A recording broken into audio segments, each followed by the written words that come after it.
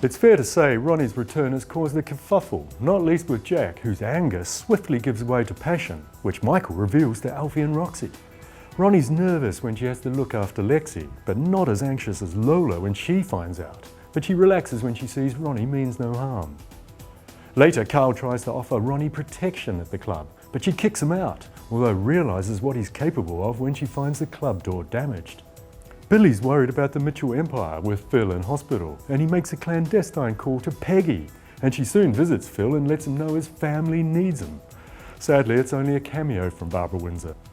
Meanwhile, Kat and Alfie team up to reunite Jean and Ollie, and we say goodbye to Jean as he whisks her off into the sunset.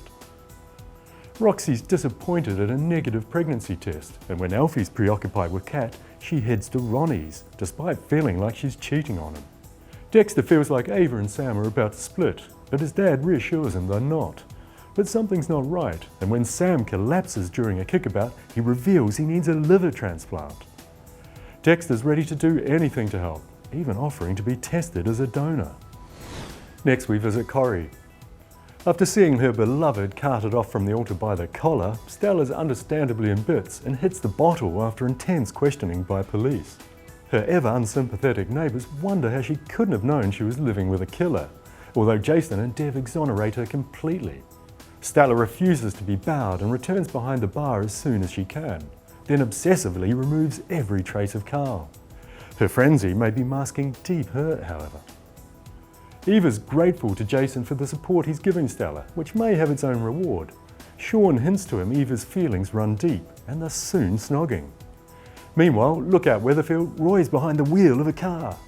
Haley takes advantage of his driving lessons to visit the factory girls, but overdoes it and Fizz has to take her home. Haley tries to contact her son Christian, but she's crushed when he doesn't respond. And as Fizz decides to move in with Tyrone, Sally and Tim are moving further apart. A contrite Tim apologises for standing her up, but Sally overdoes it again and scares Tim away. Finally, it's Emmerdale. Debbie's a bag of nerves as she tries to get Cameron to confess on camera, especially after he proposes, and she has to face the prospect of sex when he suggests heading upstairs. Kane knows something's up, and Debbie reveals the house is bugged just as the police decide to step things up. Debbie's fitted with a wire and goes to work on Cameron. He finally confesses, and Debbie shouts the code word, but Cameron bolts the door and turns it into a hostage situation. Will Debbie get out alive? Amy brings Kyle home to meet the family, and Kerry realises she lied to get access to him. But Amy feels guilty when Val takes the B&B off the market. Not that her mum sees it that way, she says her lies are worth it to see her son. And as David and Alicia's annulment comes through, she confesses to Megan she's not over him. But when Megan insists she continues with planning David and Priya's wedding, she's had enough.